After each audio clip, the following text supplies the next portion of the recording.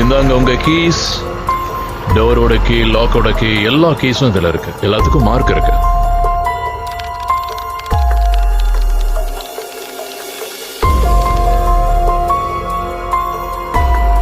இந்த வீடியோவில் வந்து நம்ம என்ன பார்க்க போகிறோம் அப்படின்னா, த இன்ட்ரூட் அப்படின்னு சொல்லிட்டு ஒரு ஹாலிவுட் படம்.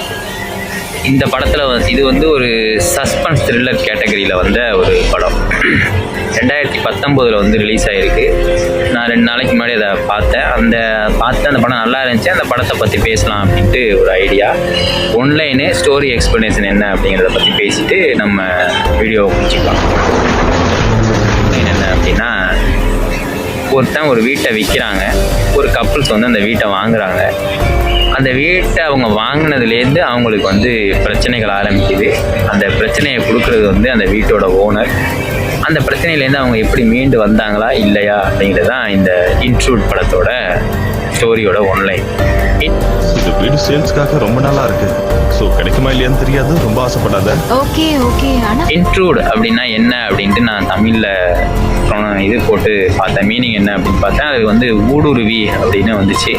அதுக்கப்புறம் அந்த படத்தை பார்க்க ஆரம்பித்தோன்னே அந்த கரெக்டான மீனிங்கில் தான் அந்த படத்தை வந்து எடுத்திருக்காங்க அப்படிங்கிறது வந்து எனக்கு தெரிய வந்துச்சு. ரொம்ப நல்ல படம் கொஞ்சம் ஸ்லோவாக தான் போகும். ஆனால் ஒரு நல்ல படம். ஒரு நார்மலான ஒரு கதையில் சில த்ரில்லர் எலிமெண்ட்ஸ் எல்லாம் வச்சு ஒரு மாதிரியாக அந்த படத்தை வந்து முடிச்சிருக்காங்க. கொஞ்சம் நல்லாவே இருக்கும் இந்த படம் பார்க்குறதுக்கு. இவ்வளோ அழகா இருக்குல்ல.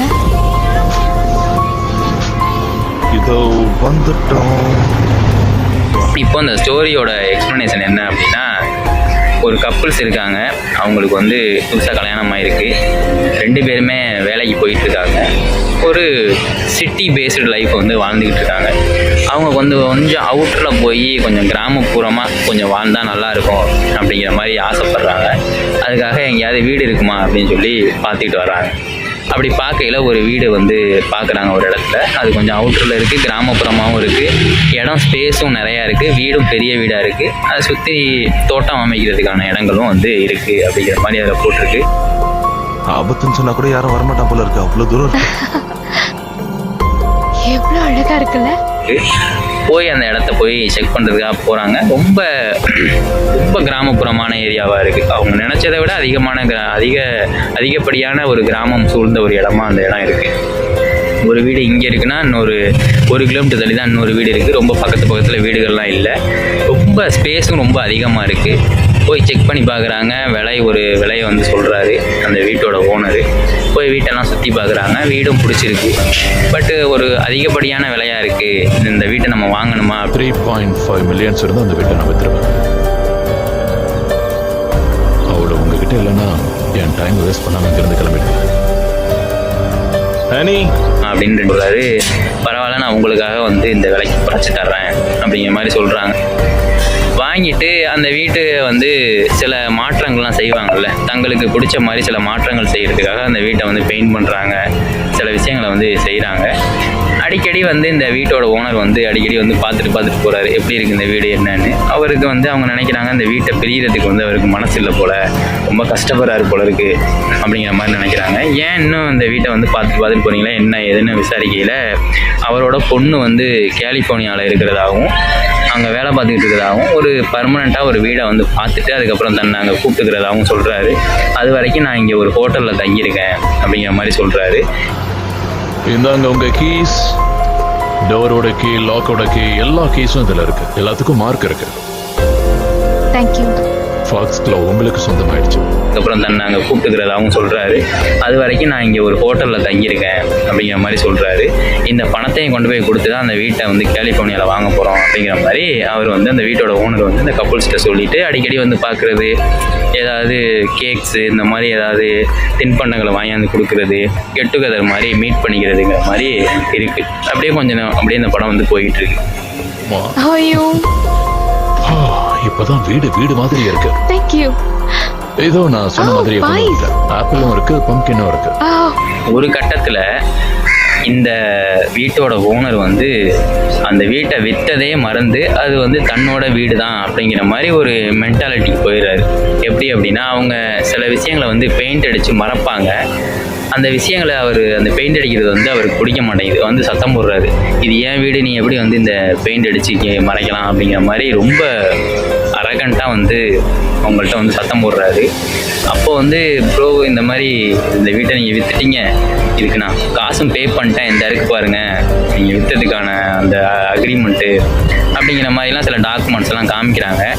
அப்புறம் தான் அவர் ரியலைஸ் பண்ணுறாரு, ஆமாம் விற்றுட்டோம் அப்படிங்கிற மாதிரி.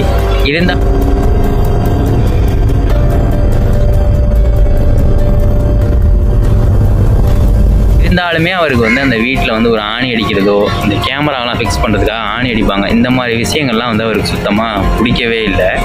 அந்த வீட்டுக்குள்ளேயே தான் அவர் இருக்கார் கடைசி வரைக்கும். அதாவது அந்த வீட்டுக்கு கீழே வந்து யாருக்குமே தெரியாத ஒரு ரகசிய அறை இருக்குது. அந்த வீட்டுக்குள்ளேயே தங்கிக்கிட்டு அந்த வீட்டை அவர் யூஸ் பண்ணிக்கிட்டே இருக்கார். இந்த மாதிரி அந்த படத்தோட போக்கு வந்து போகும். வீட்டுல தேவையில்லாம எதுக்கு ட்ரில் பண்ற? ஏய் கொஞ்சம் ரிலாக்ஸ் ஆகு. நீங்க வேலை பண்ணிட்டு இருக்கீங்க. சரி, நீங்க இங்க என்ன பண்றீங்க? இந்த பக்கமா வந்துட்டு இருந்தேன், அங்க மீன் பிடிக்கிறதுக்காக. அந்த படம் வந்து ஒரு 1.5 மணி நேரம் தான். ஒரு 20 நிமிஷத்துலேயே இந்த கதைகள்லாம் வந்துடும். அந்த வீடு போய் செக் பண்ணுவாங்க, வீட்டை வாங்கிடுவாங்க, அதுக்கப்புறம் அந்த அவங்க பார்ட்டியெல்லாம் பண்ணுவாங்க. அதெல்லாம் முடித்தோடனே டக்குன்னு கதைக்குள்ளே போயிடுவாங்க. கதைக்குள்ளே போனோடனே ஒரு சம்மந்தம் இல்லாத ஆள், நம்ம 2 பேரை தவிர இந்த வீட்டுக்குள்ளே இன்னொரு ஆள் இருக்காரு அப்படின்னு அந்த கணவன் வந்து கண்டுபிடிச்சிருவாரு. அது யார் அந்த ஆள் அப்படின்னு கண்டுபிடிக்கிறதுக்காக தான், யாரோ வந்துட்டு போகிறாங்களோ அப்படின்னு கண்டுபிடிக்கிறதுக்காக தான் கேமராலாம் ஃபிக்ஸ் பண்ணுவாங்க.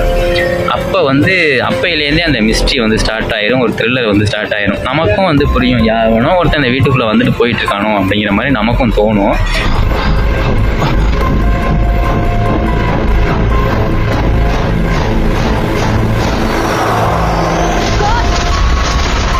அதை வந்து நமக்கு ஒரு பயத்தை வந்து உண்டு பண்ணியிருப்பாங்க. நம்ம வீட்டுக்குள்ளேயே எவனோ ஒருத்தன் நமக்கு தெரியாமல் வந்துட்டு போகிறானே அப்படிங்கிற மாதிரி ஒரு பயத்தை உண்டு பண்ணி கடைசியில் அவன் தான் இந்த ஹவுஸ் ஓனர் தான் அந்த வீட்டுக்குள்ளே வந்து இருக்கிறான்.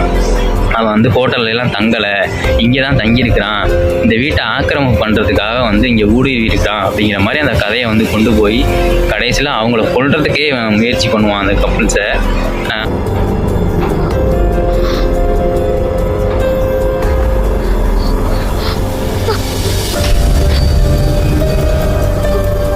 அந்த ஒய்ஃபை வந்து அடையிறதுக்கு நினைப்பான். அவன் அந்த ஹஸ்பண்டை கொண்டுட்டு இந்த ஒய்ஃபோட தங்கிடலாம் அப்படிங்கிற மாதிரிலாம் ஆசைப்படுவான். கடைசியாக அதை முறியடித்து அந்த வீட்டை காப்பாற்றி அவனையும் கொன்னுருவாங்க கடைசியாக. அந்த மாதிரி தான் அந்த படத்தோட ஸ்டோரி வந்து முடியும். முடிச்சுட்டு என்ன பண்ணுறாங்க ஏது பண்ணுறாங்க அப்படிங்கிறது தான் அந்த படத்தோட மீதி கதை.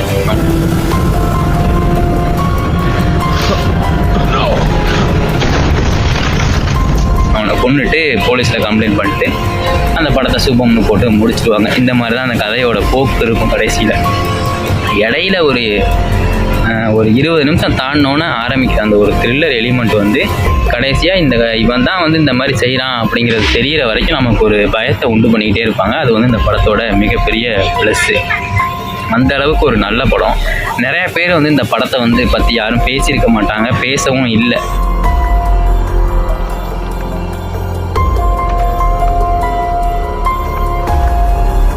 நல்ல படம். நானே வந்து இந்த படம் என்ன இப்படி இருக்குது அப்படிங்கிற மாதிரி தான் நினச்சேன் அந்த படத்தோட அந்த போஸ்டர்லாம் பார்த்துட்டு.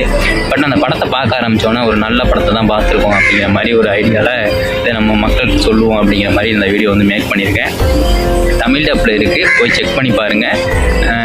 யூடியூப்லேயுமே இருக்குதுன்னு நினைக்கிறேன், நீங்கள் போய் பார்க்கலாம். வாக்கு மீறி நுழைஞ்ச ஒருத்தரை என் ஹஸ்பண்ட் சுட்டுட்டாரு.